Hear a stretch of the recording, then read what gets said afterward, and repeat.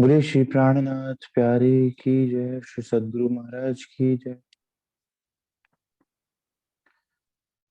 वंदो श्री सद्गुरु चरण को, करो सप्रेम प्रणाम। अशुभ हरण मंगल करण, धनी श्री देव चंद्र जी नाम। श्री प्राणनाथ निज मूलपति, श्री मेहराज सुनाम। तेज कुमरी श्यामा युगल को, पल पल करूं प्रणाम। पिया जी को पल पल करूं प्रणाम।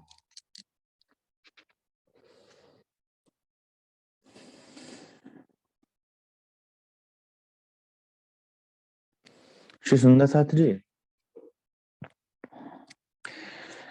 सदगुरु महाराज श्री राज्य महाराज की अपार मेहर से सुंदर साथ हम सब सुंदर साथ श्री प्रकाशवाणी का मनन मंथन कर रहे हैं। हम सब सुंदर साथ ने तृष्णा और मोह का आपसी संबंध,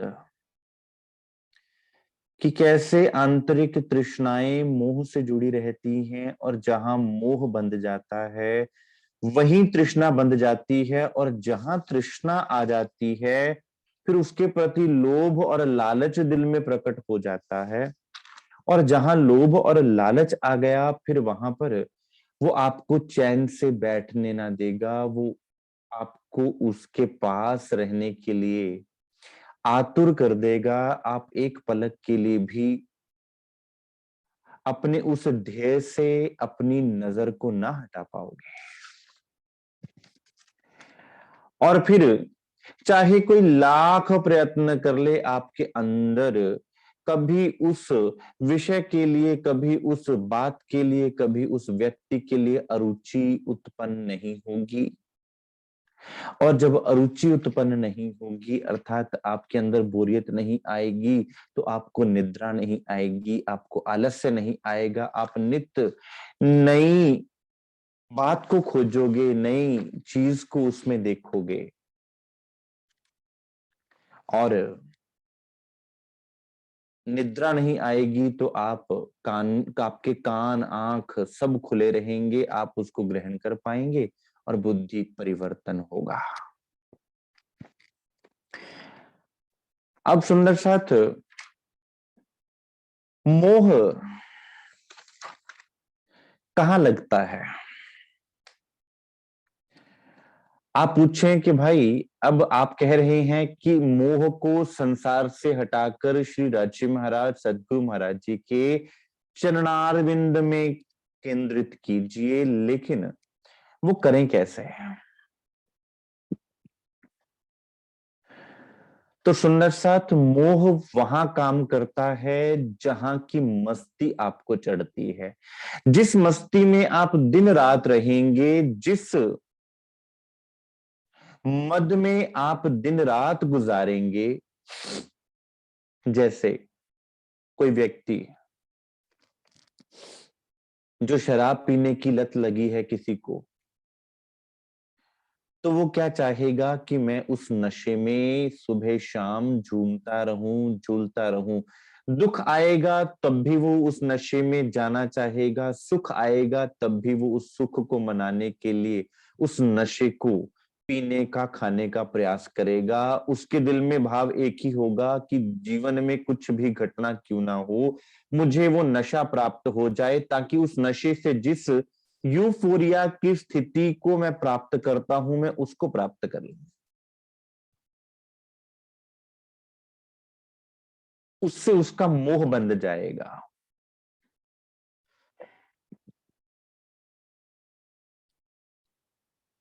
जिस चीज का नशा आप पर चढ़ा रहेगा, इसलिए नानक साहब क्या कहते हैं, नाम खुमारी नानका चढ़ी रहे जिंदगी।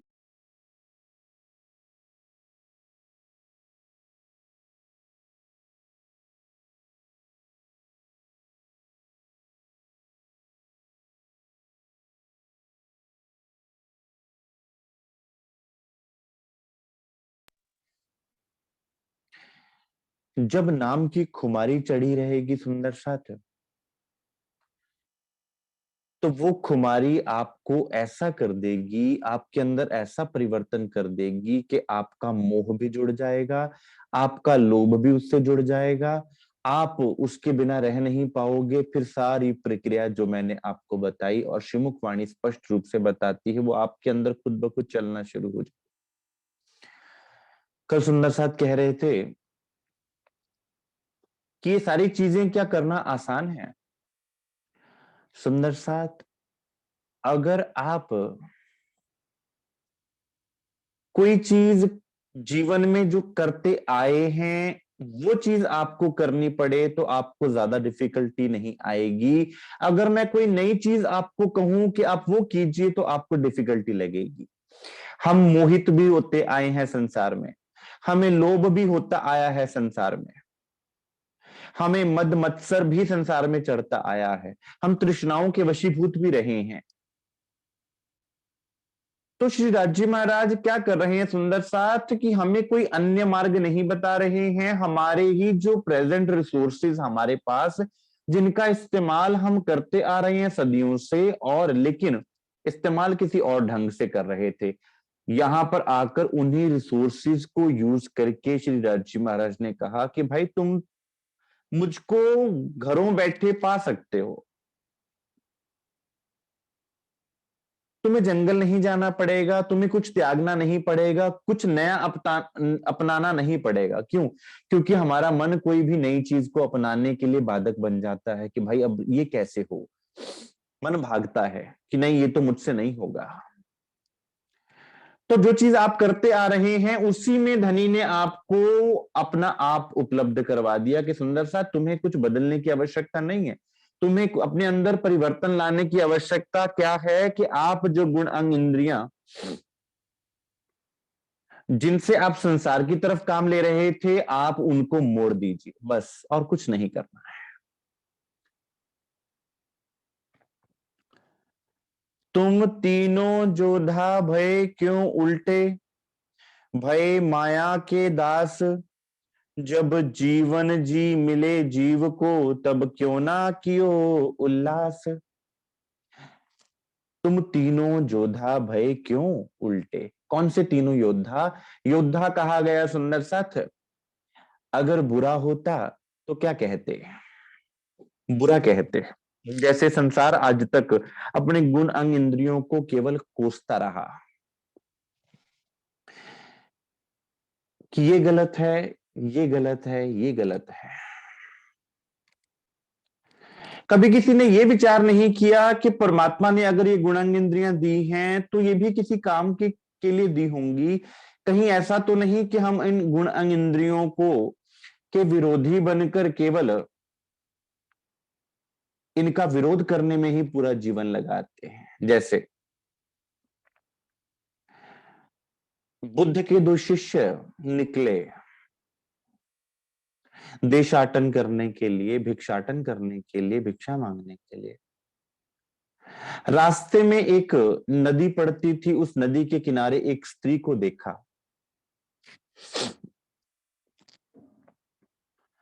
अब वो स्त्री असहाय थी, वो चाहती थी कि कोई मुझे सहायता देकर नदी के इस किनारे से दूसरे किनारे पर उतार दे। बुद्ध के दो शिष्य जब वहां से गुजरे तो उनमें से एक ने तो कहा कि ये स्त्री है, मैं अपने गुरु के वचनों का पालन करते हुए स्त्री की तरफ नहीं देखूंगा। उसने उनकी उस स्त्री की पुकार को नजरअंदाज कर दिया और वो नदी पार करके चला गया। और दूसरा शिष्य जिसने दिल में क्या सोचा कि मेरे गुरु के शब्दों ने मुझे करुणा सिखाई है, किसी की सहायता करनी सिखाई है, तो अगर आज इस असहाय स्त्री की मैं सहायता नहीं करता तो मेरे गुरु के वचनों का जो सार है वो तो झूठा पड़ जाएगा ना। तो क्यों ना मैं उनकी बताई हुई चीजों को प्रैक्टिकली करूं और इसकी सहायता करूं। तो दूसरे शिष्य ने क्या किया कि उस स्त्री को अपने कंधे पर बिठाकर नदी से पार करवा दिया। अब जो पहला शिष्य था वो मन में क्या सोचता है कि दूसरे शिष्य ने गुनाह कर दिया, क्योंकि महात्मा बुद्ध ने तो स्त्री से दूर रहने के लिए कहा था, लेकिन इसने स्त्री को स्पर्श करके स्त्री को नदी के इस किनारे से दूसरे किनारे पर उतार कर पाप कर दिया है। अब इसको इस पाप का दंड मिलना चाहिए।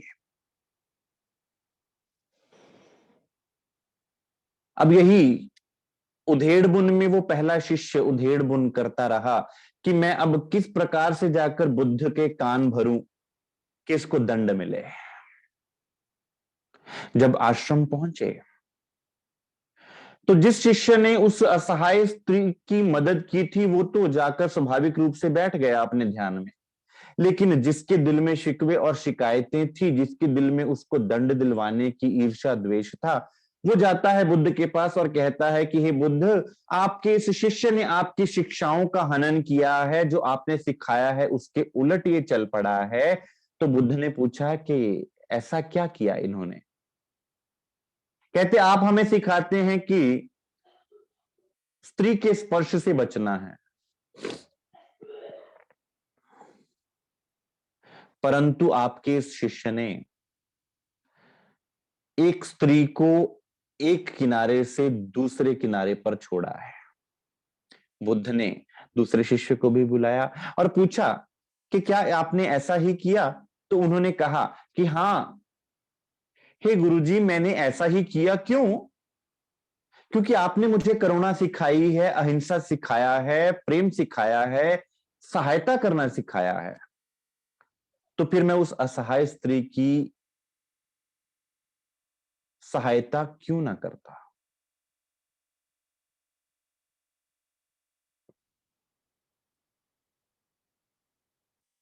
अब बुद्ध क्या कहते हैं?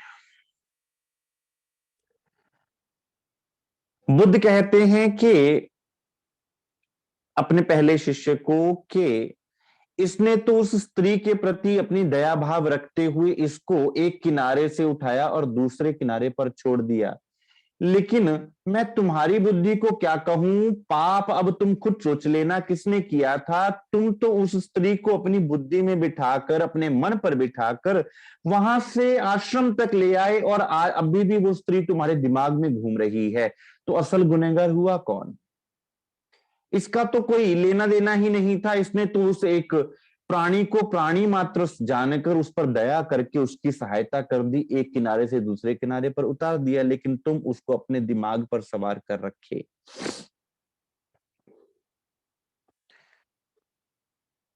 अब सुंदर सा था,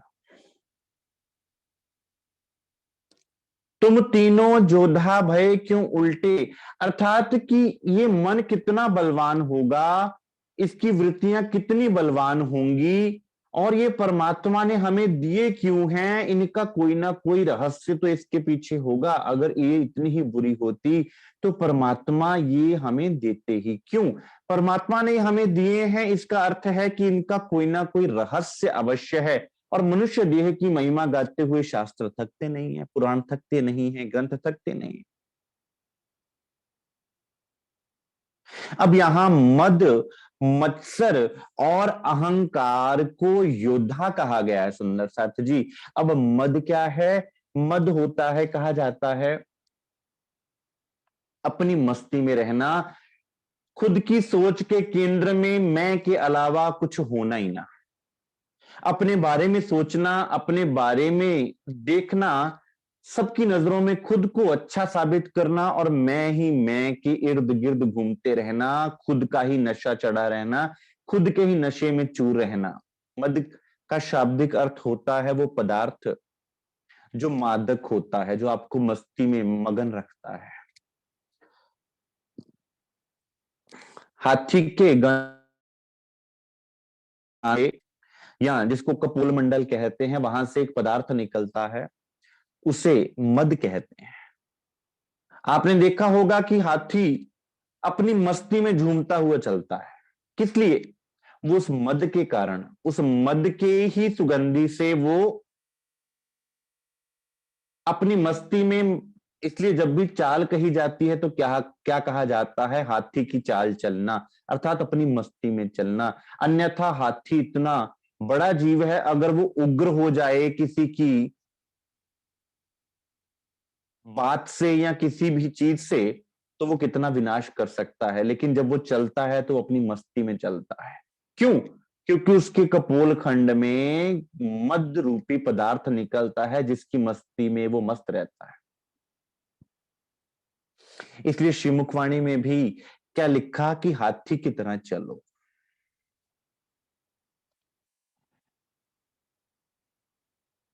मद का अर्थ होता है अपनी मस्ती में मगन रहना।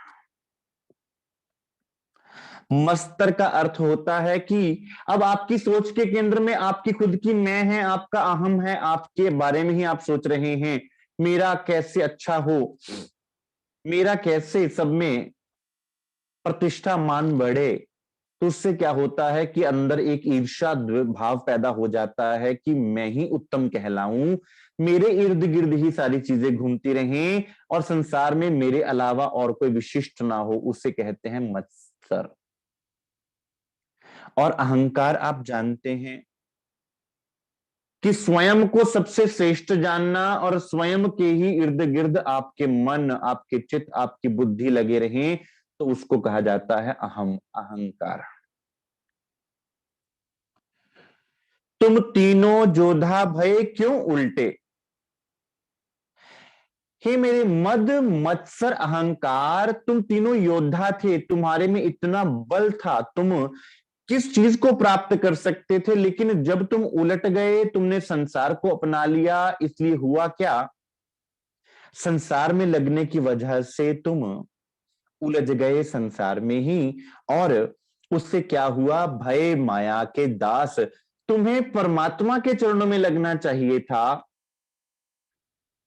तुम्हें परमात्मा की तरफ बढ़ना चाहिए था और जीव को भी परमात्मा में मगन करना चाहिए था। लेकिन तुम तो माया के दास हो गए। क्यों? क्योंकि मन, माया और मैं, एक तीनों के बीच में सिमिलैरिटी है सुंदर सा। मेरी मैं, मेरा मन और माया तीनों आपस में मिले जुले हुए हैं।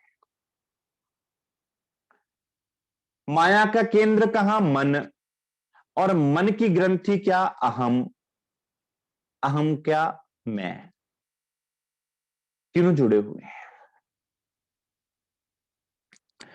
जब जीवन जी मिले जीव को, तब क्यों ना कियो उल्लास। कि जब सदगुरु तुम्हें मिले थे, जब वो प्राण जीवन तुम्हारी आत्मा के धनी तुम्हें मिले हैं साक्षात, तब तुमने ये उल्टी चाल क्यों चली कि तुम संसार के दास हो गए, तुम माया के दास हो गए। तुम्हें मेरी वृत्ति को, तुम्हें मेरी चेतना को कहां लेके जाना था और तुमने मेरी चेतना को कहां डुबो दिया। तुमने मेरी चेतना को नीचे गिरा दिया, मेरा नुकसान कर दिया, जबकि तुम तो मेरे योद्धा थे।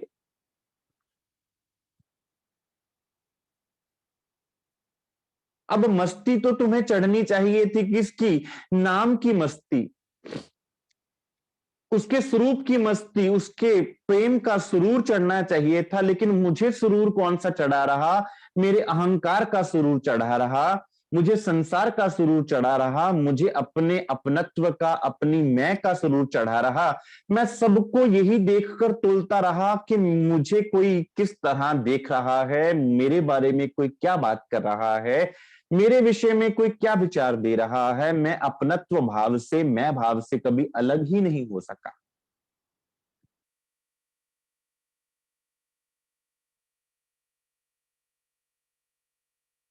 मैं बिन मैं मरे नहीं, मैं सुमार नाम है, इन विध में खुमारिये या विध होइए इनसे। अब वो मैं जा कैसे सकती थी सुंदर साथ? वो जब तक धनी की मैं ना आती, अर्थात अहमैव जाग्या धाम का, जब तक ये भावना आए कि मैं शरीर नहीं हूं, मैं जीव नहीं हूं, मैं धनी का अंग हूं और धनी मुझ में, मेरे दिल में बैठे हुए हैं और मैं उनके हृदय में वास करती हूँ, वो मेरे हृदय सम्राट हैं और मैं उनके हृदय का अंग हूं। जब तक ये भाव नहीं आ जाता तब तक दिल में प्रेम भी नहीं आता, और वो अहमेव भाव, आत्म भाव भी नहीं आता। सुंदर साथ। और जब तक आत्म भाव नहीं आता तब तक जीव का अहंकार खड़ा रहता है, और जब तक जीव का अहंकार खड़ा रहेगा तब तक वो सोच के केंद्र में कौन रहेगा? मैं। और फिर मद भी कौन सा चढ़ेगा? उस मैं का। नशा भी कौन सा चढ़ेगा? उस मैं का ही नशा चढ़ा रहेगा। फिर चाहे उस मैं के साथ धन जुड़ जाए, उस मन के साथ, उस मैं के साथ सुंदरता जुड़ जाए, उस मैं के साथ ज्ञान जुड़ जाए। सुंदर साथ, ये सुंदरता, ज्ञान और धन तो ऐसे ही बदनाम है। असल में दोष किसका है? उस मैं भाव का। ना तो धन आपको कहता है आप अहंकार करें, ना ज्ञान आपको कहता है आप अहंकार करें, और ना ही आपकी सुंदरता कहती है आपको अहंकार करें। ये आपका मैं भाव है जो हर चीज को अपने ऊपर सराबोर करके उसके मद में मगन हो जाता है, तो वो चीज आपके लिए बुरी हो जाती है।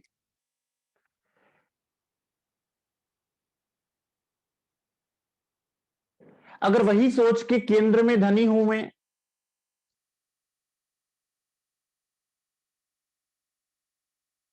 तो विचार कीजिए सुंदर साथ, फिर वो सुंदरता भी आपके लिए वरदान होगी, अभिशाप नहीं होगा। वो धन भी आपके लिए अभिशाप नहीं होगा, वरदान होगा।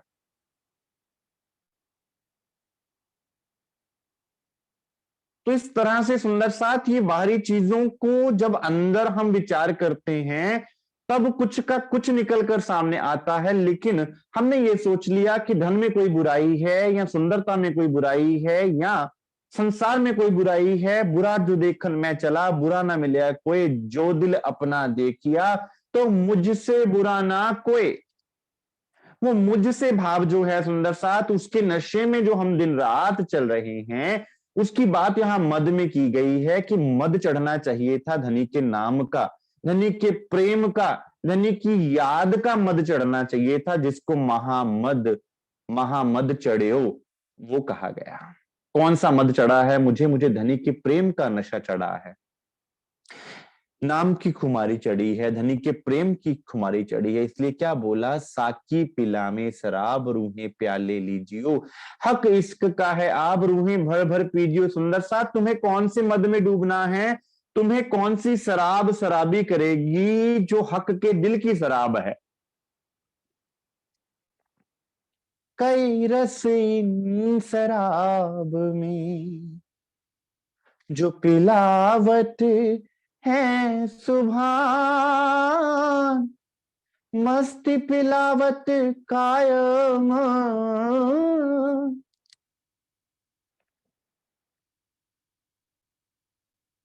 वो शराब आपको कायम मस्ती देगी सुंदर सा। ये मस्ती मैं अहंकार की तो टूटने वाली मस्ती है, दुनिया के नशों की मस्तियां तो टूटने वाली हैं। ये मस्ती आपको दिन रात चढ़ी रहेगी, फिर और कोई मस्ती आपको चढ़ नहीं पाएगी। अब तुम संगी हूं जो मेरे धनिये कियो मोसो मिलाप। हे मेरे मद मत्सर अहंकार, अब तुम आत्म भाव में आ जाओ, जीव भाव त्याग दो, कि अब तुम्हारी मैं जो है वो संसारिक मैं ना होकर, जीव की मैं ना होकर आत्मिक मैं हो जावे। तो फिर जब मैं आत्मिक होगी तो नशा भी तो आत्मिक चढ़ेगा ना सुंदर साथ, क्योंकि उस मैं के इर्द गिर्द ही तो मद घूमता है। अर्थात मद किस चीज का चढ़ेगा हमें? जो चीज हमारे अंदर सुबह शाम चलती है। तो फिर जब सुबह शाम धनी का स्वरूप चलेगा, दिन रात धनी के अपने निज घर की बात चलेगी सुंदर साथ, तो फिर मद भी उसी का ही तो चढ़ा रहेगा ना, नशा भी तो उसी चीज का चढ़ा रहेगा।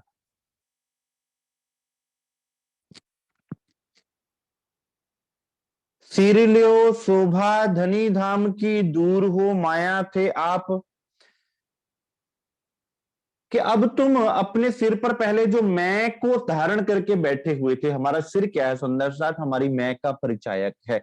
आप मंदिर जाते हैं तो आप धनी के चरणों में क्या धरते हैं? अपना सिर धरते हैं, अर्थात अपनी मैं को धनी के चरणों में समाप्त करते हैं। आप पाठ की समाप्ति करते हैं तो आप नारियल फोड़ते हैं। वो नारियल किसका प्रतीक है? हमारे शीश कमल का प्रतीक है। जैसे ये शीश बाहर से सख्त होता है, अंदर से नर्म होता है, वैसा ही नारियल भी बाहर से सख्त और अंदर से नर्म होता है। वो हमारे सिर का प्रतीक है कि हमने अपना शीश कमल आपके चरणों में अर्पित कर दिया।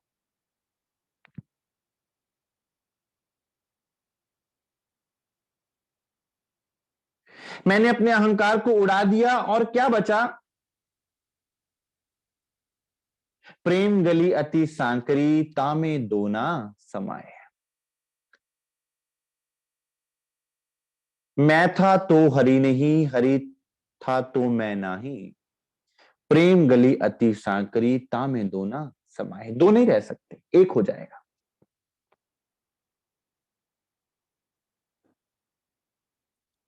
और फिर सिर पर क्या आएगा सुंदर साथ? धनी के चरण।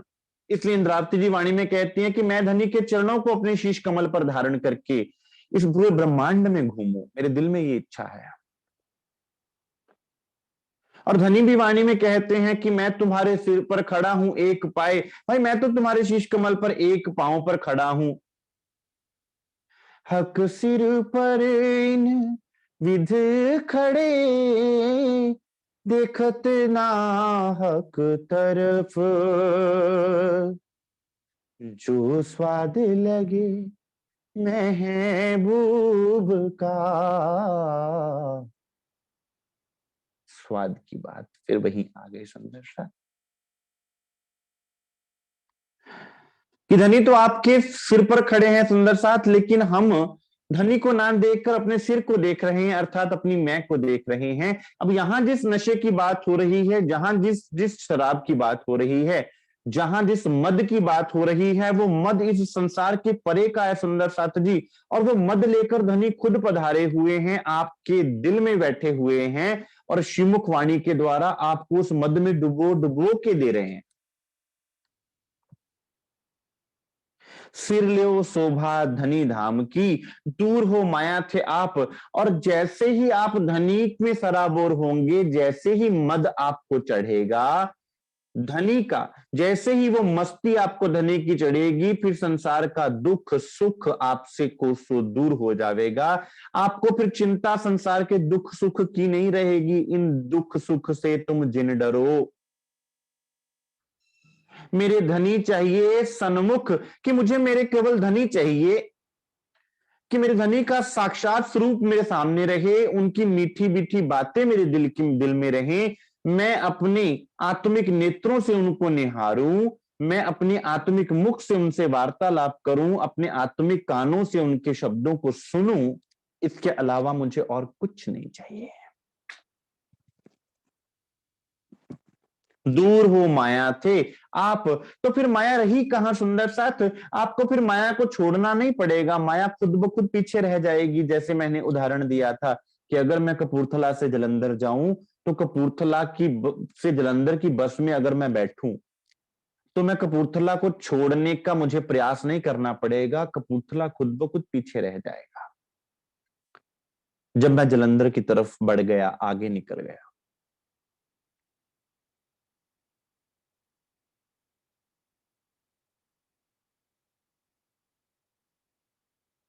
तो माया से हम छूटने का प्रयास कर रहे हैं, लेकिन माया है कहां सुंदर साथ? माया कहीं बाहर होती। श्री जी वाणी में कहते हैं कि इंद्रावती जी कह रहे हैं कि अगर कोई माया का स्वरूप होता ना, तो मैं उसको मार देती, एक पलक में मार देती। लेकिन अब माया का स्वरूप क्या है? मन रूप रोकर वो सब के अंदर विराजमान है, और हम उसको बाहर ढूंढने में लगे हैं और कहते हैं कि माया से बचना है। भाई तुम बाहर की चीजों से तो बच जाओगे, अपने अंदर की चीजों से किस प्रकार खुद को बचाओगे? और जिस दिन तुमने ये जान लिया कि माया अंदर से काम करती है, तो फिर तुम इलाज भी कहां करोगे? अंदर से करोगे। बाहरी इलाज फिर तुम्हारे खत्म हो जाएंगे, और जब अंदर से इलाज होगा सुंदर सा, तो उसके रिजल्ट्स भी आपको अंदर अनुभव होंगे, और जब अंदर रिजल्ट्स आएंगे तो उनका नूर, उनकी उसका प्रभाव आपको अपने जीवन में नजर आएगा, अपने आप में नजर आएगा, अपने जीवनी में रहने में नजर आएगा। तीनों जोधा बड़े जोरावर, हम तीनों की राह एक, धनी आत्म से क्यों ए ना छूटे, जो पड़े विघ्न अनेक। अब वो तीनों योद्धा कौन, मद, मत्सर और अहंकार क्या कहते हैं कि भाई हम तीनों योद्धा हैं, हमारा जोर कोई नहीं जानता। क्योंकि सुंदर साथ, अगर किसी चीज का अहंकार हो जाए ना, तो उसको लाख चीजें समझा लो, आप समझ में नहीं आती। क्यों? क्योंकि अहंकार किसी बात को आप तक पहुंचने ही नहीं देता। वो क्या कहता है, मैं ही सही हूं, मेरे अलावा और कोई सही नहीं है। और अगर वही भाव आत्मिक हो जाए कि मैं आत्मा हूं, आत्मा के अलावा मेरे अंदर और कोई विकार ही नहीं है, मैं आत्मा हूं, मैं धनी का अंग हूं, तो सुंदर साथ उसके साथ ही आप इतने हल्के हो जाओगे कि आपकी सारी चिंताएं, आपके सारे सोच विचार, जिनको खत्म करने के लिए कई कई दिनों की समाधियां लगाते हैं लोग, निर्विचार होना चाहते हैं, निर्विचार समाधियां लगाना, वो विचार एकदम से शांत होकर बैठ जाएंगे। आप कहें ध्यान में, जब आप कहें कि मैं धनी का अंग हूं, मैं तो धनी से बिछड़ा हुआ उनका अंग हूं, मैं कोई अन्य हूं ही नहीं, मैं तो धनी का ही अंग हूं। तो वो अपनत्व भाव, वो आत्मिक भाव, वो अहमेव भाव, वो आत्मा की मैं का भाव सुंदर साथ आपको कहां से कहां पहुंचा देगा। फिर संसार का कोई भी नियम आप पर लागू नहीं होगा। क्यों? क्योंकि अब आप शरीर नहीं हो, अब आप आत्मा हो। यहां एक और बात स्पष्ट करना चाहूंगा, इसका अर्थ ये नहीं कि आप आत्मिक भाव लेकर केवल बोल बोल कर हम संसार के सारे गलत काम करें। नहीं सुंदर साथ, आत्मिक भाव को केवल बोलना नहीं है, आत्मिक भाव को अंदर लेना है, समझना है, उसमें डूबना है कि अब मैं आत्मा हूं। आप ब्रह्म कुमारी मत में चले जाइए, उनके पास क्या ज्ञान है, वो क्या ज्ञान देते हैं कि खुद को आत्मा स्वरूप समझो, तुम परमात्मा का ही अंश हो, तुम आत्मा स्वरूप हो। तो परमात्मा के जितने गुण हैं उनके अगर आप लेक्चर्स अटेंड करो तो उसमें है परमात्मा शांति स्वरूप है, परमात्मा सच्चिदानंद स्वरूप है, परमात्मा दिव्य आत्मा है, परमात्मा शांति स्वरूप है, परमात्मा आनंद का स्वरूप है, और उसी सागर की बूंद है आत्मा। अर्थात कि जो गुण परमात्मा है वही वही गुण आत्मा में भी है। ये तो संसार भी कह रहा है सुंदर सा। तो फिर हमें खुद के गुणों को जानने में इतनी दिक्कत परेशानी क्यों आ रही है सुंदर साथ जी, जब संसार इस बात को समझ रहा है। वो आत्मस्वरूप कहकर एक कुछ ही पलों में अपने शरीर से बाहर हो जाते हैं, बॉडीलेस हो जाते हैं सुंदर साथ। फिर हम सुंदर साथ के लिए इसको समझना कितना मुश्किल है सुंदर साथ। अपन को तो धनी ने वो नियामत दी है सुंदर साथ जो इस 14 लोक में किसी के पास नहीं। 14 तबकों में नहीं, रूह अल्लाह का इलम वो आपके लिए लाके बख्शा सुंदर साथ जी। तो फिर हमारे अंदर आत्मभाव क्यों ना आवे। तीनों जोधा बड़े जोरावर, हम तीनों की राह एक, कि भाई हम तीनों इकट्ठे काम करते हैं। और जब हम जुड़ जाते हैं, कौन कौन सा मद, जब मस्ती चढ़ जाती है धनी के स्वरूप की, धनी के नाम की, धनी के महिमा की, उनकी वंदना की, जब आपको मस्ती चढ़ जाती है ना सुंदर साथ, तो फिर आप आत्मस्वरूप लगते हैं। फिर आप अपने आप को संसार में कंपेयर किसके साथ करोगे? संसार में फिर आप सबको आत्मस्वरूप देखोगे, फिर आप किसी से ईर्ष्या नहीं कर पाओगे। वो जब वो ईर्ष्याएं हैं, जो द्वेष हैं, वो सब समाप्त हो जाएंगे। क्यों? क्योंकि धनी ने जब जैसे मुझे लाड किया है, इस संसार पे भी धनी ने उतनी ही कृपा करी है सुंदर साथ, कि धनी आप इस संसार में आ गए। लेकिन अगर फिर तुम्हें संसार से प्रेम होगा, संसार के प्रति तुम निर्मल भाव रखोगे, संसार के प्रति तुम दया भाव रखोगे, परोपकार भाव रखोगे, कि अगर तुम्हें कोई बुरा भला भी कहता है तो उनका क्या दोष है, उनको तो ज्ञान ही नहीं है, कोई देत कसाला तुमको, तुम भला चाहिए तिन सर्त धाम की ना छोड़ियो, सुरत पीछे फिराओ जिन। लेकिन ये कब होता है? जब ये परिवर्तन घटित होता है तब भाव आता है, अन्यथा आप लाख बोलते रहें कोई देत कसाला तुमको, तुम भला चाहिए तिन। एक लफ्ज कोई बोलेगा ना, जब तक उसको आप चार लफ्ज ना सुना दें आपको चैन नहीं मिलेगा।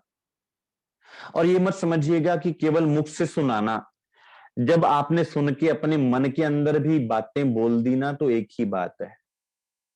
हिंसा केवल शब्दों की ही नहीं होती, हिंसा केवल कर्म की ही नहीं होती, हिंसा मन की भी होती है। जब हम किसी के विषय में कुछ गलत सोचते हैं ना तो वो भी हिंसा ही होती है। और विचारों में बहुत बड़ी शक्ति होती है, क्योंकि मन में बहुत बड़ी शक्ति होती है। मन किसी भी लीला को आपके समक्ष खड़े कर देता है। क्यों? क्योंकि मन की तीन परतें आपको बताई थी, conscious mind, subconscious mind and unconscious mind.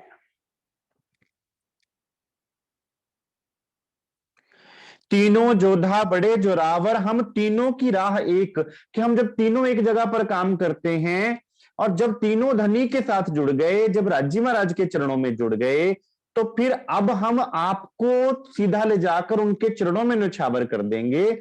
धनी आत्म से क्यों ए ना छूटे, जो पड़े विघन अनेक। फिर चाहे संसार के कितने भी कष्ट तुम पर ना आ जाएं, संसार की कितनी भी दिक्कतें परेशानियां ना आपको अनुभव करनी पड़े, आप एक पलक पलक के लिए भी धनी के स्वरूप से हट नहीं पाओगे। क्योंकि जब भाव ही दिन रात ये बना रहेगा कि मैं धनी का अंग हूं, तो फिर धनी जैसा आप चलावे, जैसा आप भावे, मुझे मंजूर है। जो जानो त्यों रखो, धनी तुम्हारी मैं, तुम्हारी मैं। और वो कब आता है सुंदर सा? जब धनी की मैं आती है कि मैं तो धनी का अंग हूं, तो फिर धनी जिस भी हाल में रखे, जैसे भी धनी चलावे, मुझे उसमें खुश रहना है।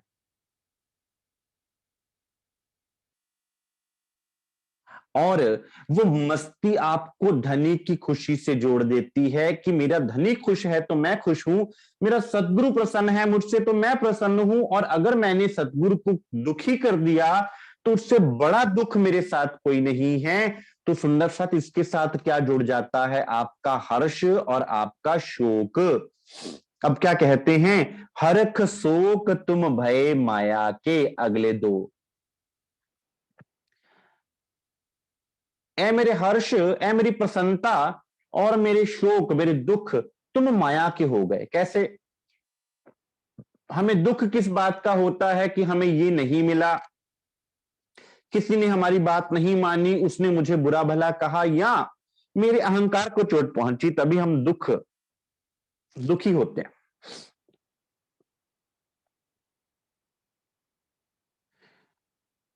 कोई भी कार्य जब हमारे अनुसार नहीं होता तो दुख उत्पन्न होता है।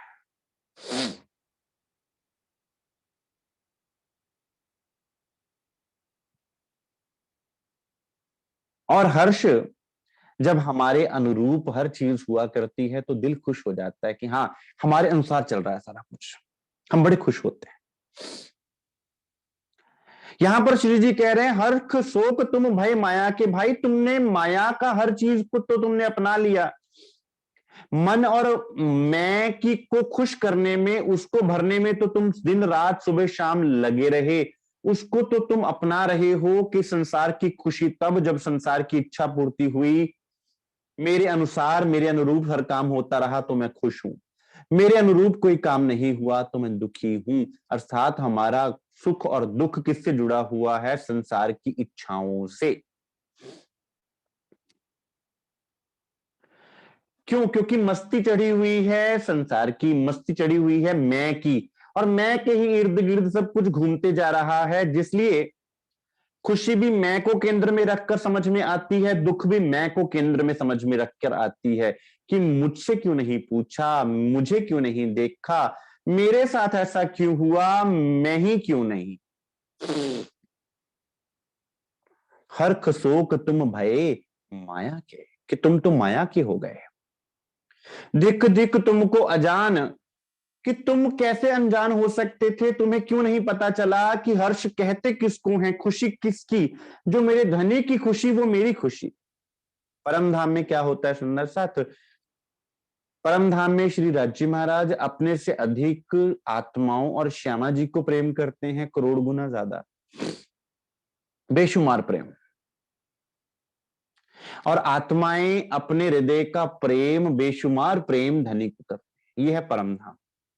और यहां संसार में क्या है,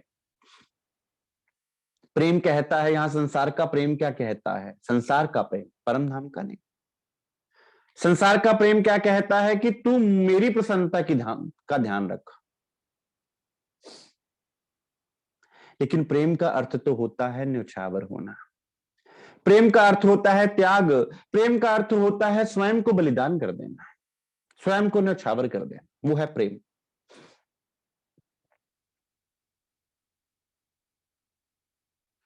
प्रेम अपने प्रेमास्पद की प्रसन्नता देखता है कि अगर वो खुश है तो मैं खुश हूं, और अगर मैंने किसी कारण से उसको दुखी कर दिया तो मेरे लिए भी ये दुख का कारण है। क्योंकि सोच के केंद्र में, मैं के केंद्र में अब मैं नहीं हूं। अब कौन है, अब धनी है, अब मेरे सतगुरु हैं सोच के केंद्र में। सारी चीजें उनको सोचकर होंगी, सारी चीजें उनके इर्द गिर्द घूमेंगी। आप छूट गए अपनी मैं से, आप छूट गए अपने आप से। आप कहें हम अपने आप से नहीं छूट पा रहे, अपनी वृत्तियों से नहीं छूट पा रहे, अपने विकारों से नहीं छूट पा रहे, आप छूट गए। क्यों? क्योंकि जब तू आके बैठ गया तो मैं छूट गई।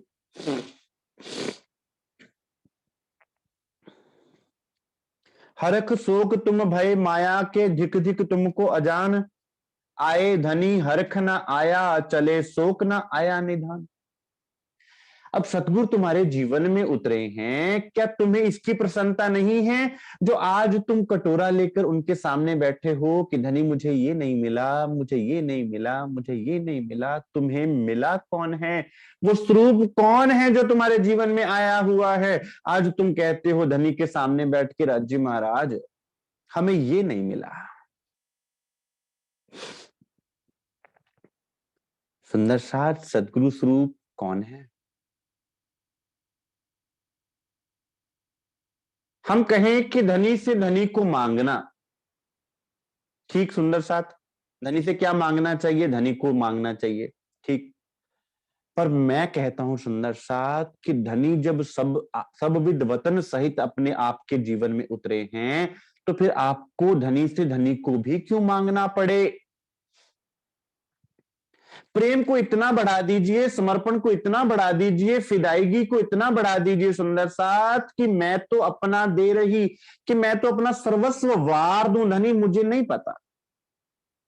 जान तुम पर निसार करता हूं, मैं नहीं जानता दुआ क्या है।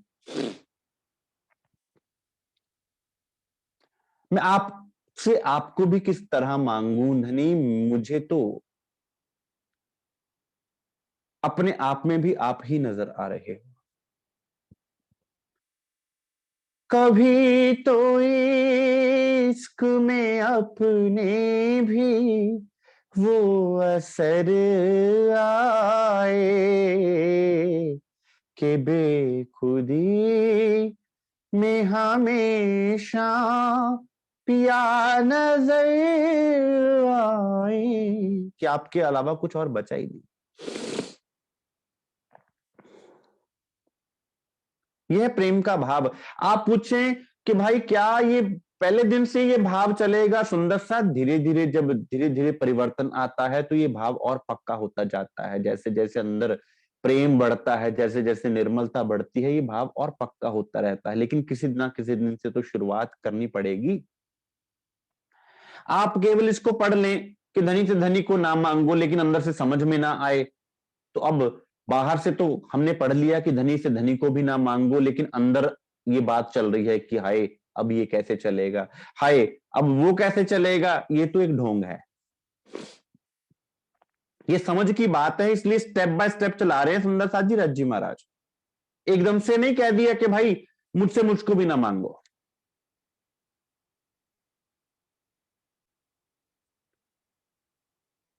सीढ़ी दर सीढ़ी चलाते हुए पहले उस लेवल तक लेके आए।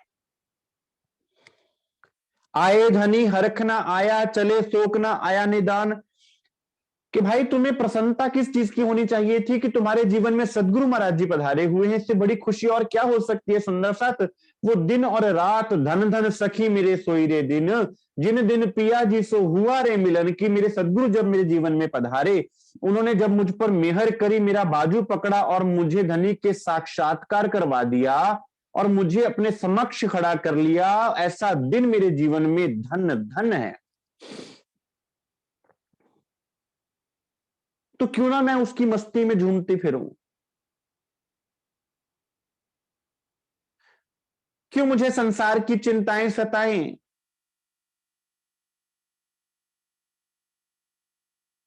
बाजे सुंदर साथ आके पूछते हैं कि बड़ा डिप्रेशन है, बड़ा स्ट्रेन है, बड़ा स्ट्रेस है। आप इस चीज को करके देखिए, आपका डिप्रेशन, आपका स्ट्रेस, आपका स्ट्रेन आपके पास रह जाए तो फिर वही बात कि आके श्री मुखवाणी के आधार पर पकड़ लीजिएगा कि भाई ये बात आपने गलत कही है। श्री मुखवाणी पे आधार पर सुंदर सा, अपने कोई विचार नहीं, अपनी कोई बुद्धि नहीं, क्योंकि श्री मुखवाणी परम सत्य है, उससे बड़ा सच कोई नहीं, किसी व्यक्ति का कहा हुआ नहीं। आए धनी हरख ना आया, चले शोक ना आया निधान। और हमारा शोक, हमारा दर्द, हमारा दुख भी कहां होना चाहिए सुंदर सा, धनी से बिछोह में, कि एक पलक के लिए भी वो स्वरूप मेरे से ओझल हो जाए तो मेरा दिल तड़प उठे। फिर संसार की मुसीबतें, दिक्कतें, दुख आपको अनुभव में ना आवेंगे सुंदर साथ। क्यों? क्योंकि आपका तो सुख और दुख धनी के स्वरूप के साथ जुड़ गया है कि धनी, अगर मेरा धनी मुझसे रूठा है तो मेरा दिल तड़प रहा है, और संसार रूठे तो रूठे, संसार माने तो माने, लेकिन सुंदर साथ धनी का स्वरूप जब आपके दिल में आकर बैठ जाता है ना,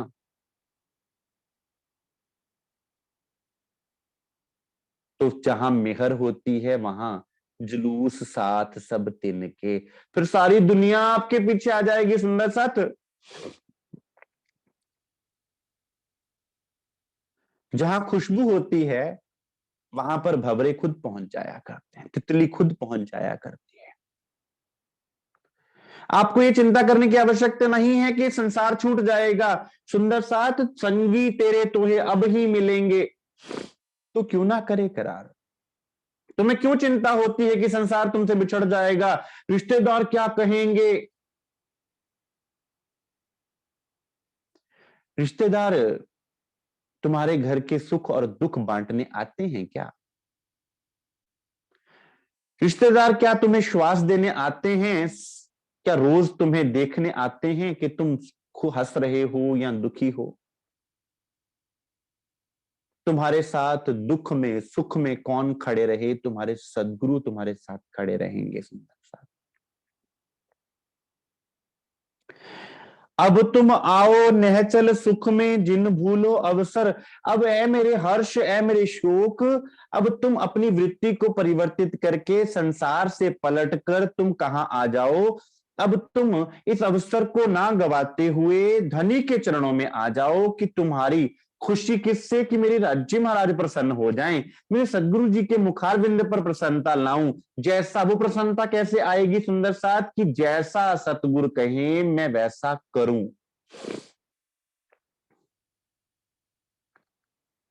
एक उदाहरण दी जाती है कि जो सतगुरु करता है वो मत करना, जो वो कहता है वो करना।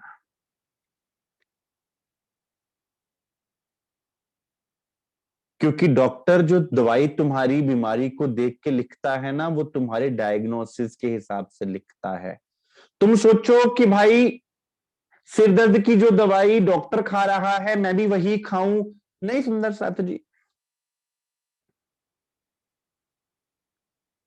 डॉक्टर बेहतर जानते हैं कि हमें किस औषधि की आवश्यकता है, कौन सी पोटेंसी की दवाई देनी है, कितनी डोज हमारे लिए सही है, और कौन सा एंटीबायोटिक हमें देना है, वो डॉक्टर बढ़िया जानता है। कई बार मरीज क्या करते हैं कि एक पर्ची पर अगर दवाई लिखवा के ले जाते हैं, मान लीजिए दांत दर्द की ही, तो फिर वो पर्ची पूरे गांव में बांटते फिरते हैं कि हमारे दांतों में जो दर्द हुआ था ना, हमने ये दवाई खाई थी, तुम भी खा लो। फिर होता क्या है उससे? Antibiotic resistance. कि भाई तुम्हारा जो रोग था, तुम्हें उस हिसाब से दवाई दी डॉक्टर ने, उसका जो रोग देखकर उस हिसाब से वो दवाई देगा, क्योंकि डॉक्टर वो है, तुम नहीं हो।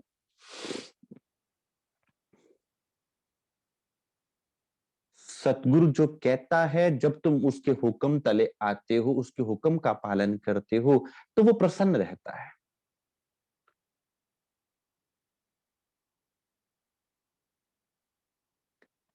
और दुख क्या है कि तुमने उनसे पर्दा कर लो। तुम ये सोच लो कि मेरे सदगुरु मुझे नहीं देख रहे, वो सब देख रहे हैं, उनको सब पता है। तुम्हारे दिल की जानने वाले हैं। तुम ये ना सोचना कि, हम ये ना सोचे कि हम कभी उनको धोखा दे देंगे। धनी ना जायो किंसो धूत्यो, जो तुम अनेक करो धुतार जी। तुम उनको छल नहीं सकते, वो सब जानते हैं। हाँ, वो बोले या ना बोले ये बात अलग है। क्यों? क्योंकि जैसे एक माँ अपने बच्चे, शरारती बच्चे को अपने पास शरारतें करते देखती रहती है, वो तब तक नहीं बोलती जब तक उसको लगता है कि इसकी शरारतें किसी लिमिट को पार कर गई हैं। तब तक वो उसको खेलने देती है, ताकि शायद ये समझ जाए अपनी गलतियों से।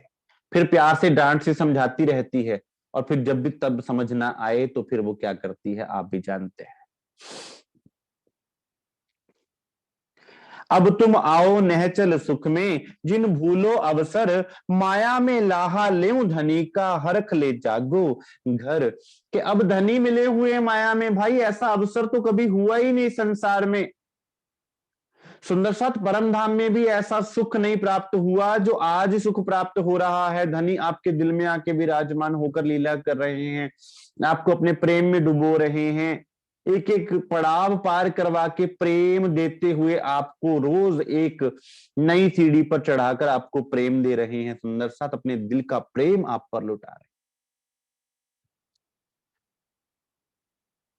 तो फिर अब करना क्या है? अपने घर में जागना है प्रसन्नता पूर्वक।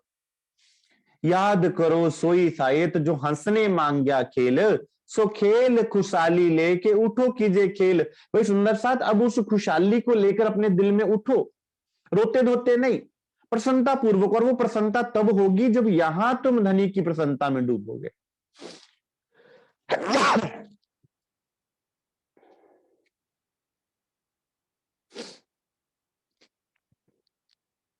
हर्क कहे मैं क्यों करूं, जो जीव को नहीं खबर। अब हर्ष क्या कहता है कि भाई मेरा दोष ही क्या है?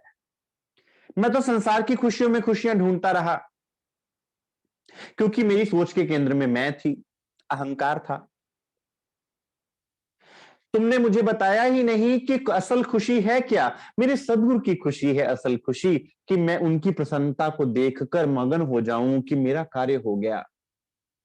सुंदर साथ, बड़े सुंदर साथ को देखा है जब अपने तन को मारकर सेवा करते हैं सुंदर साथ, और जब वो तन दुखता है ना, तो वो इतनी प्रसन्नता का अनुभव करते हैं कि आहा, आनंद आ गया आज तो। और वही अगर तुम दुनिया के किसी काम में लगते, तुम्हारा शरीर दुखता तो तुम कोसते।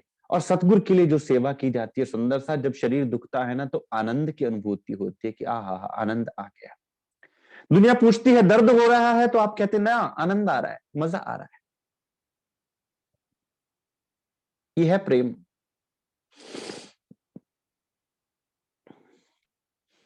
सतगुरु की सेवा में जो तुम्हारे हाथों पे पांव पे छाले पड़ेंगे, वो तुम्हें सुख देंगे, वो तुम्हें दुख नहीं देंगे, तुम्हें उसकी मस्ती में डुबो देंगे।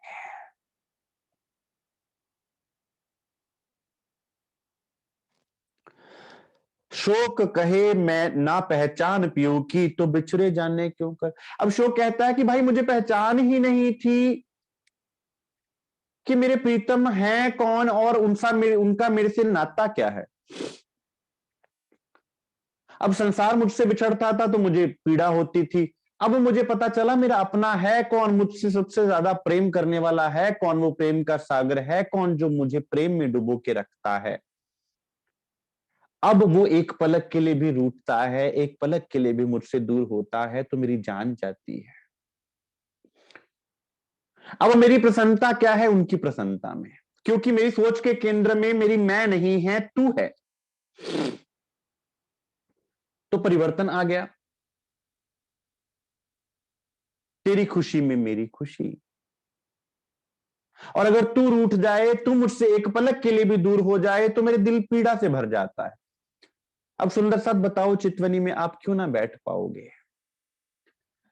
कैसे बैठोगे? मेरे धनी ने बिठाया उसकी प्रसन्नता, और हे धनी मैं आपको निहार नहीं पा रही हूं उसका शोक लेकर जब बैठोगे सुंदर साथ, तो ये हर्ष और शोक भी आपको आपके धनी से जोड़ देवेगा, आपके प्रीतम से जोड़ देवेगा।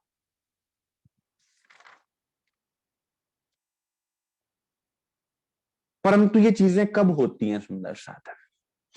आपकी खुशी और गमी धनी की तरफ तब मुड़ती है जब आपके अंदर कॉम्प्लेक्सिटीज कम होती हैं।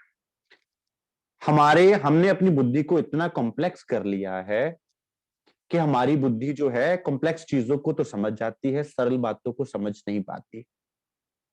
इसलिए इसके लिए हर्ष शोक को धनी के स्वरूप में लगाने के लिए क्या आना जरूरी है? सहज स्वभाव का आना जरूरी है, जो करेंगे हम सुंदर साथ कल।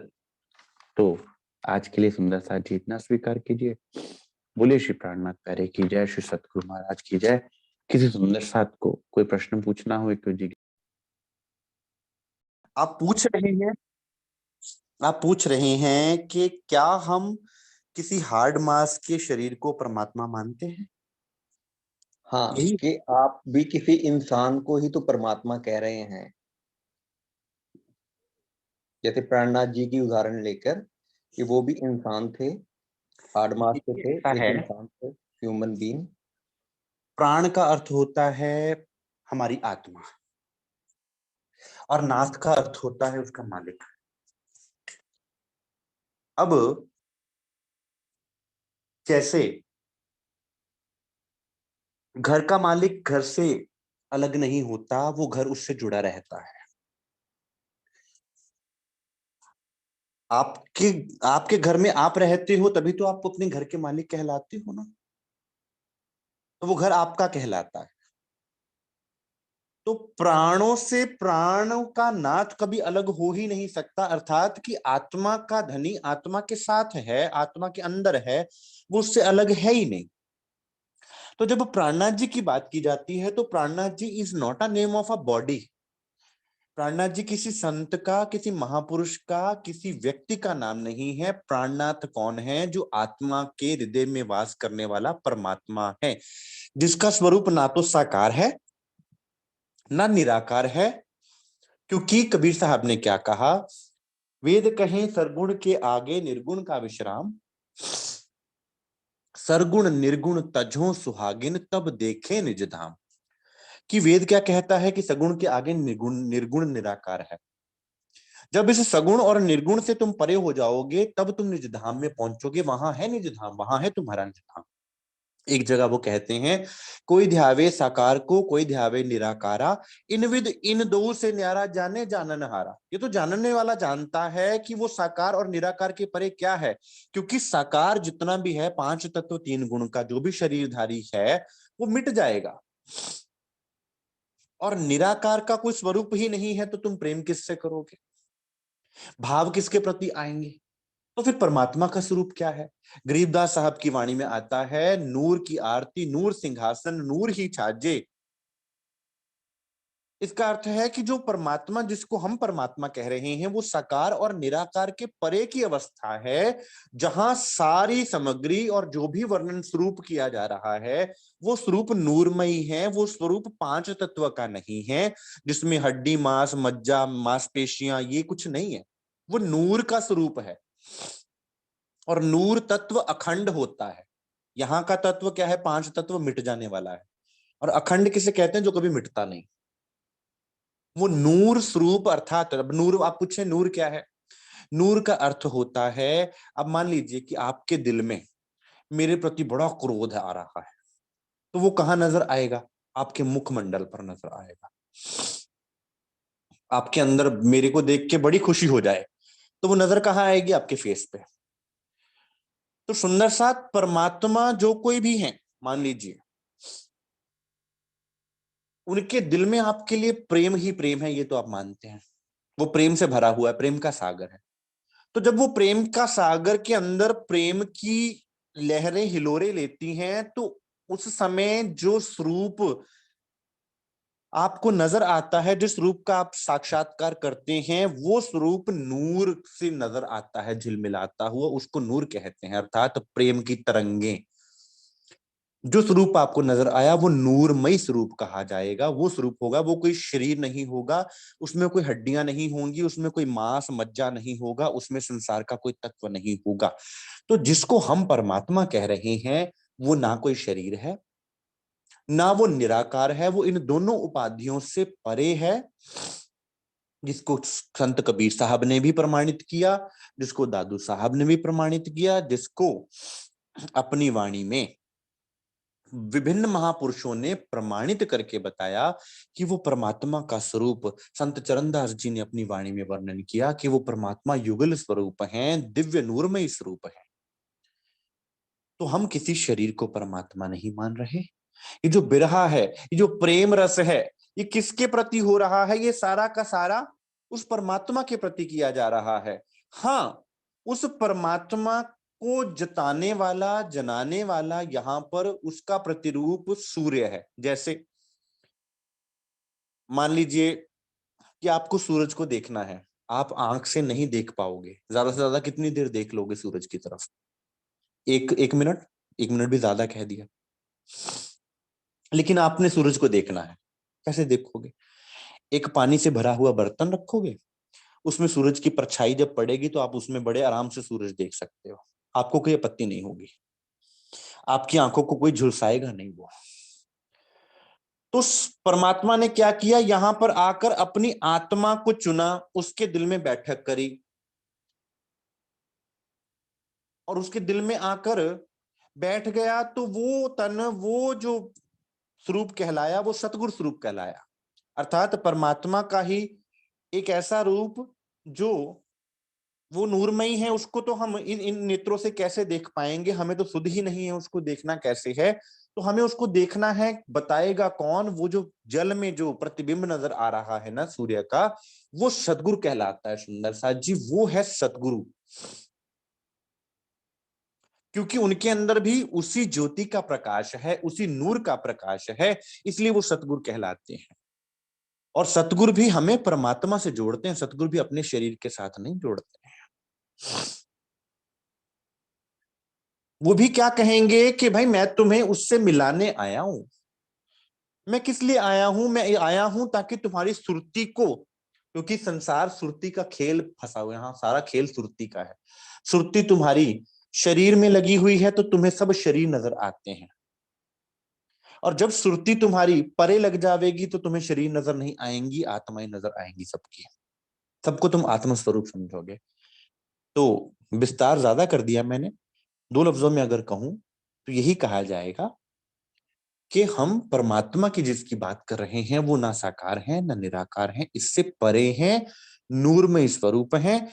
और उनके आने की भविष्यवाणियां यहां पर ग्रंथों में पहले से वर्णित थी, महापुरुषों ने लिखा था कि वे आएंगे। अब जब आएंगे तो देखिए, परमात्मा की सबसे बड़ी शाहकार रचना क्या है? मनुष्य।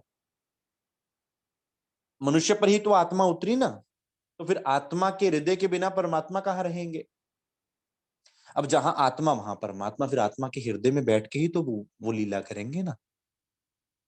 इसलिए हम किसी शरीर को परमात्मा नहीं कहते। हमारे परमात्मा साक्षात प्राणनाथ, कौन? जो परम धाम में विराजमान हैं, इनको श्री राज श्यामा जी कहा जाता है, वे हैं प्राणनाथ। हम उनकी पूजा करते हैं, उनकी आरती करते हैं, उनका सेवन करते हैं। सेवन है पुरुषोत्तम। ठीक है जी। चाहे वो श्री राज श्यामा जी का ही चित्र क्यों ना हो, उन पर ध्यान क्यों नहीं लगाना चाहिए? या कोई भी दुनिया की मूर्ति है, उस पर ध्यान क्यों नहीं लगाना चाहिए? जबकि हमारा मन भी कोई ना कोई धारणा तो करनी पड़ती है ना। अब धारणा तो लोगे ना, मन में किसी न किसी स्वरूप को तो आप ध्याओगे ना। तो वो धारणा भी तो मन के अंदर कोई ना कोई स्वरूप जो बनता है वो इमेजिनरी ही होता है। तो फिर अगर हम जड़ का ध्यान कर लें तो इसमें क्या आपत्ति है? तो सुंदर साथ इसके जवाब में यही कहा जा सकता है कि जड़ है नर्सरी का ध्यान। जैसे एक बच्चे को समझाया जाता है कि भाई ये बिंदी है, ये बिंदियों को जोड़कर तुम्हें ए बनाना है। अब वो बिंदियां नजर आ रही हैं बच्चे को और कुछ नहीं पता कि मैं क्या करने जा रहा हूं। बच्चे को केवल बिंदियों को जोड़ने से मतलब है, उसको नहीं पता ए क्या होता है, उसको नहीं पता बी क्या होता है, उसको बिंदियों को जोड़ना है बस। बिंदियों को जोड़ते जोड़ते वो समझ जाता है कि अच्छा मैं ए लिख रहा था, मैं बी लिख रहा था। तो इसलिए स्टार्टिंग में क्या कहा जाता है, स्टार्टिंग में मूर्ति पूजा प्रारंभ हुई, जिसके लिए क्या होता था कि भाई आपको एक इनिशियल स्टेज में बता दिया जाता था कि ये बिंदु है, ये बिंदु लगाया है, उस पर आप ध्यान केंद्रित करोगे तो क्या होगा, आपको ध्यान केंद्रित करना आएगा। आपको आएगा कि आपको समझ में आएगी कि आपको ध्यान हटा के इस उस तरफ से इस तरफ लगाना कैसे। और अब बात आती है मन की। तो मन की जो बनाई हुई सूरत होती है वो एडवांस होती है सुंदर साथ जी। क्यों? क्योंकि जो जड़ वस्तु है, यहां खेल सारा है सुरती का। सुरती जहां लग जाएगी तुम वैसा काम करना शुरू कर दोगे। अगर सुरती जड़ में लग जाएगी तो तुम्हारे अंदर जड़ता आती जाएगी। तुम किसी भी चित्र को देखते हो, मूर्ति को देखते हो तो कैसे देखते हो? अपनी आंखों से। उसकी छवि कहां बनती है? तुम्हारे दिमाग में। और दिमाग से वो सुरती में पहुंचना बहुत मुश्किल हो जाता है, क्योंकि दिमाग उसको इंटरप्रेट करता है अपने हिसाब से। वो दिमाग तक पहुंचती है।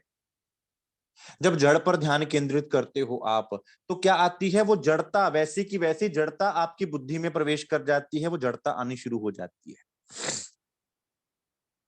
और जब मन किसी चीज को इमेजिन करता है ना, अब आपने एक उदाहरण लीजिए। आपने मन में सोचा कि मेरा बहुत कोई प्यारा मुझसे बिछड़ रहा है, आपके आंसू आंख से गिरना शुरू हो जाएंगे। भाई आपने तो केवल मन में सोचा ना।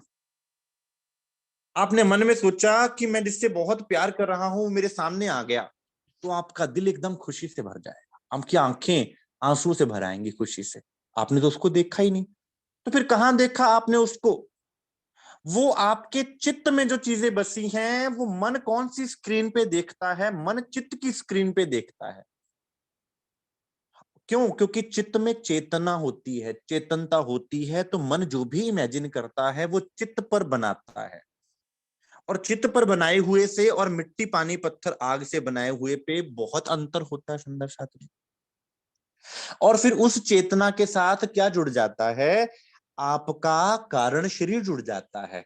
और कारण शरीर कहीं भी जा सकता है, इसलिए आप मन से किसी को भी याद करते हो ना, उस तक वाइब्रेशंस पहुंचती हैं। वो कैसे पहुंची भाई? आपका कारण शरीर जुड़ा हुआ है उसके साथ।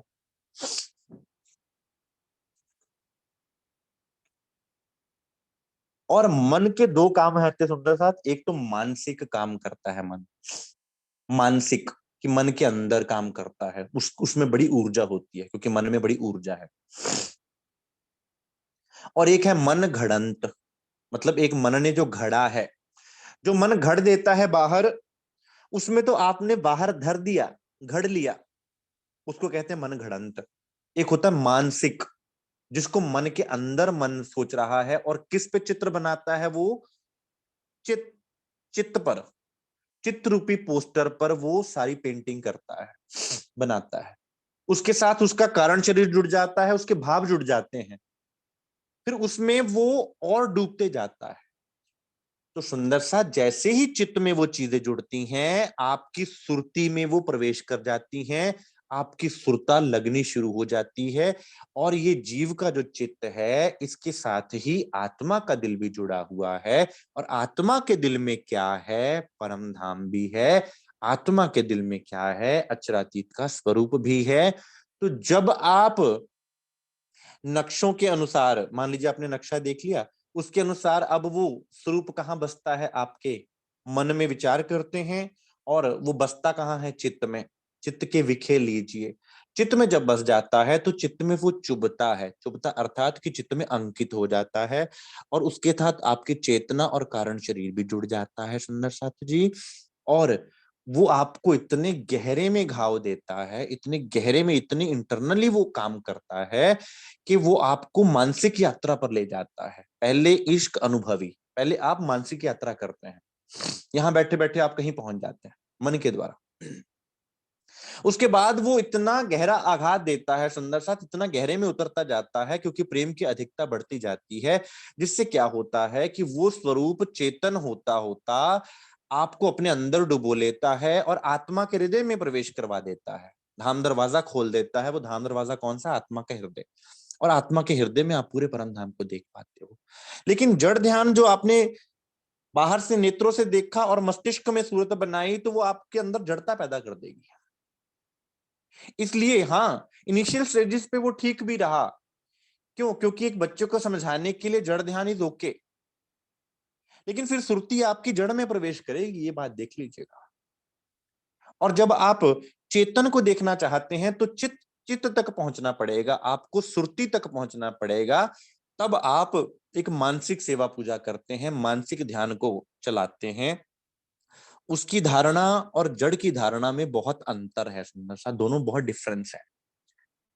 जड़ की धारणा अलग होती है क्योंकि वहां की कार्य प्रणाली अलग है, और चेतना की जो, चेतन स्वरूप की जो कार्य प्रणाली है वो अलग है। समझ में आया सुंदर साथ जी?